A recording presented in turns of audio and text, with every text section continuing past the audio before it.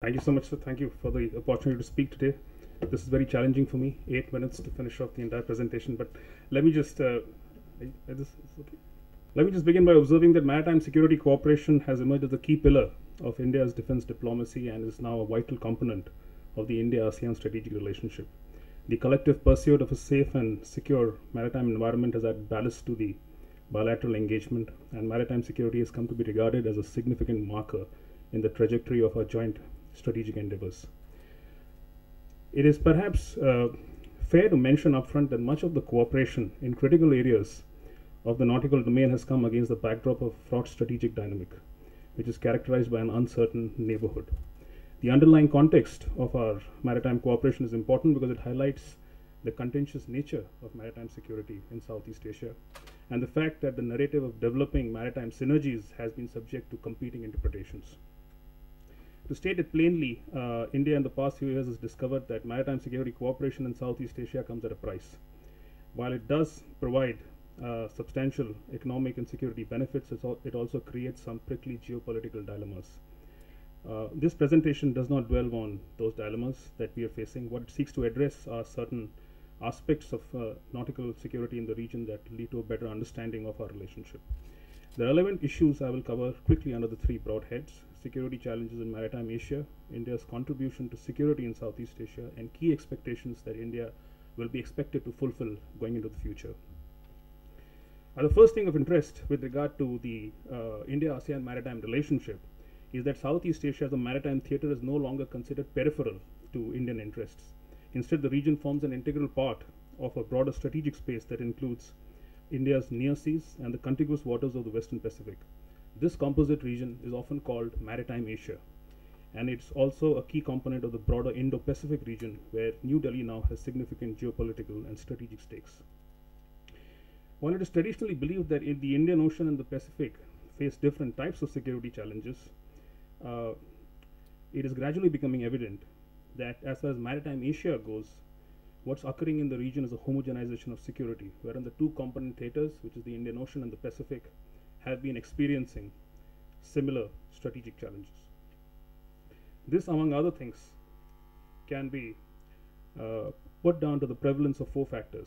First, China's growing military maritime presence, both in the South China Sea and the Indian Ocean region. Most of all its submarine deployments in the Indian Ocean region that have been causing India great worry.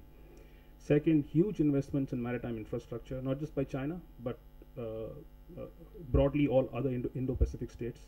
Third, military modernization that's occurring across Maritime Asia. And lastly, the rise of non-traditional security and hybrid challenges.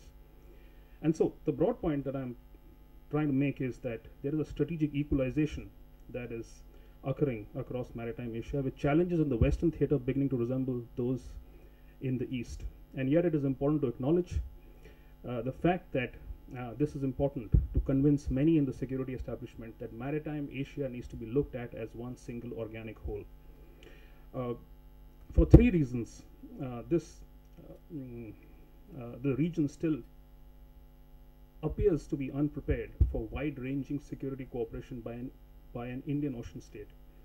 One is that that Southeast Asia's militarization seems to have been driven not by the need to upgrade old equipment and technology or even to replenish force levels, but by a strategic deficit in the region. Second, the emphasis has squarely been on developing submarine capability, with China and many other ASEAN states either aiming to acquire submarines or modernizing their existing submarine capability. And last, the acquisition of amphibious warfare assets, both by China and other Pacific powers, including Japan and Australia, which now possess specialized amphibious ground forces capable of undertaking island assault and defensive operations. Against this reality, questions about the quality of India's security engagement in Southeast Asia need to be approached with a degree of strategic empathy. The record seems to suggest that India's security cooperation has been significant, if not exemplary. On the upside, the maritime engagement with ASEAN states has expanded to include new areas of non-traditional security and now enjoys greater political support. India is also showing greater solidarity with Pacific nations on key issues of freedom of navigation and right to commercial access. Visits by senior government functionaries to Southeast Asia and the Western Pacific states attest to the fact that New Delhi is now trying to develop a greater political correspondence with its eastern neighbors and partners on key issues of maritime safety and security. Two recent developments illustrate India's resolve to contribute more substantively to Southeast Asian security. First is the offer of $100 million line of credit to Vietnam for the purchase of military equipment, and second is the assistance to Myanmar for the production of offshore patrol vessels. There is, however, a downside also, wherein progress in key areas of strategic cooperation has been seen to be a bit slow and incremental. The operational thrust, more and more experts are talking about it, has squarely been on providing rudimentary aid and capacity building support, and specific non-traditional maritime threats like HADR and piracy have been the focus of Indian attention. There are a few inhibiting factors that I will quickly cover that have stopped India from expanding its maritime security support in the region. The first is the code of conduct, which India has been observing quite carefully.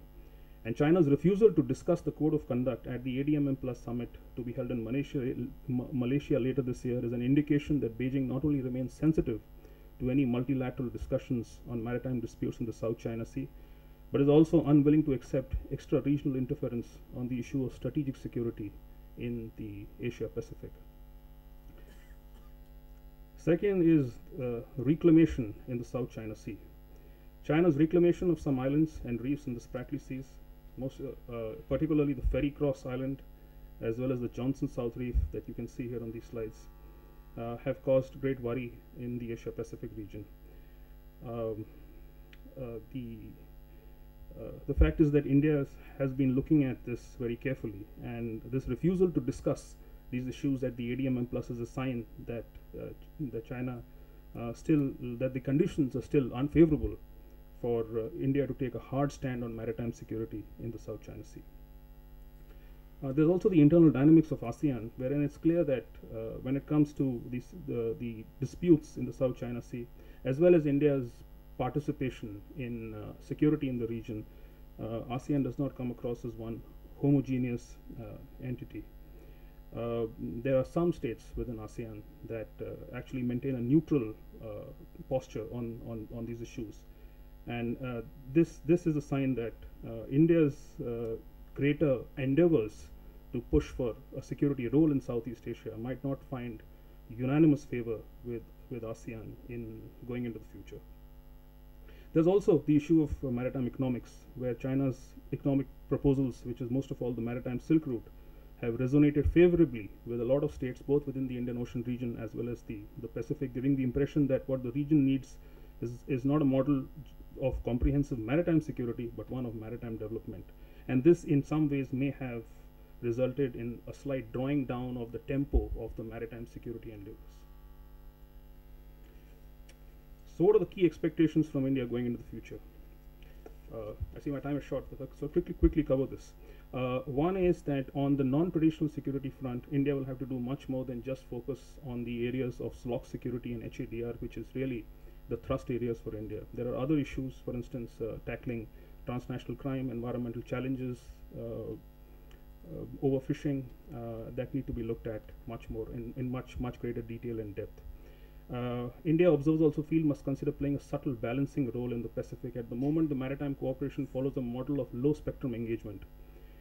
India, it has been pointed out by a lot of Southeast Asian observers, need not be self-limiting in its conception of regional maritime security, for it might be entirely possible for India to alter the model that it is following to provide assistance without necessarily getting into a confrontation with China or any other regional power. There's also an expectation that India will raise its aid and assistance program to get itself on par with other states like Japan and Australia. And I must state here that in the past few months, Japan and Australia have been increasingly generous in providing aid and assistance to Southeast Asian countries. We all know about the sale of the 6 maritime surveillance vessels by Japan to Vietnam, and Australia only a few weeks back gave 2 large amphibious boats to Philippines. There is also a sense that India's defense cooperation agreements with ASEAN states need to be injected with a greater strategic content, and there is a strong case to upgrade the pattern of cooperation to include more strategic areas such as defense technology, missile defense, and peacekeeping operations. So what are my recommendations? One, we need to synergize the maritime operations with political pronouncements. At the moment, it seems that the maritime mission per se is a bit out of gear with the political initiatives that have been quite substantial in the past few months. The nautical dimension of the Look East, or now the Act East policy, must go beyond the basic model that is built around rudimentary aid, assistance, and strategic reassurance to also include a bit of strategic presence within the Pacific. This might necessitate the need for logistical MOUs and sustained maritime operations in the Pacific. There's also greater need for greater cooperation on strategic areas such as defense technology, missile defense, cyberspace, and peacekeeping operations. India and ASEAN should work together on a model of preventive diplomacy with common approaches to conflict management and resolution based on principles of international law. And we all know the discussions that have happened on the UNCLOS for some time. International law, when it comes to the maritime domain, is an extremely sensitive area, and India and ASEAN need to do much more to develop greater synergy in this area. I'll finally conclude by observing that India-ASEAN relations are poised on the cusp of a new and transformative era. India must impart greater substance to its Act East policy by raising its security investment and providing greater operational content to its maritime endeavors. As we seek to shape the post-2015 agenda, it must be borne in mind that no single area has the potential to transform the relationship as much as strategic maritime security. India and ASEAN must build on the idea that wide-ranging maritime synergies can lead to a more secure and safe Asia. Thank you.